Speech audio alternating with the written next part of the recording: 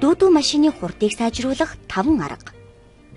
Хамгийн эхний арга бол дүүдүүгийнхээ бүх чинг арын хэсэгт нь төвлөрүүлэх. Хурданд хэдийгээр машины агаар зүсэлт чухалж хэр хүнд байна, төдий чинээ хурдан байна гэдэг зарчим бий.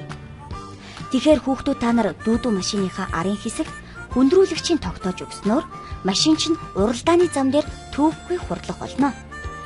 Мэдээж дугуйнаас машины хурд ихээхэн шалтгаална. Иймд дүүдүү машиныхаа дугуйны үрэлтийн хэсгийг тослож бодох хэрэгтэй. Гэхдээ дугуй их биетэй холбогддог хэсгийг бодож болохгүй шүү. Их биений яг тэр хэсгийг маш нарийн ширхэгтэй цаасан зүлгүүрээр бүлгэр болтол нь зүлгэж өгөөрэй. Дугуйны үрэлтийн хэмжээ хэр бага вэ?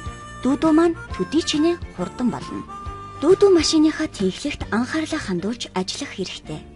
Тэгэхээр тэнхлэг хийх хадаасаа хуурай юм уу нарийн зүлгүүрээр зүлгэж ямар ч өөс ивгүй болгоод их биеинд тэгш суулгаж өгнө.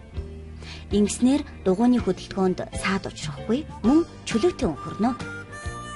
Дугуйны хурд сайжруулах бас нэг аргыг хэлж өгье. Дугуйныхаа эренгээр хуурай бал чулуу төрөхвөл үрэлтийг багасгадаг. Харин тэнхлэг тогтоох нүхийг бал чулуугаар өнгөлвөл тэнхлэгийн эргэлт сайжирна. Одоо дүүдүү машиныхаа дугуйг шалгацгаая.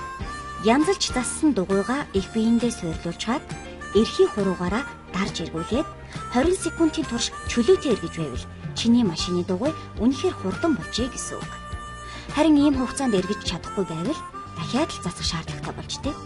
Ингэж шалгасны дараа дүүдүүгийн чинь дугуйнууд нэг игнэнд байгаа эсхийг хараарай. Хэрв жигд бишээвэл янзлах хэрэгтэй. Мөн хүүхдүүд та бүхэн уралдаанд орохын өмнө дүүдүү машинаа заавал зориултын зам дээр нь хид-хідэн удаа явуулж туршиж үзээрэй. Энэ туршилтаар машинд чинь ямар нэгэн гэмтэл гарвал тэр дорн засаж сайжруулад уралдаандаа бэлдээрэй.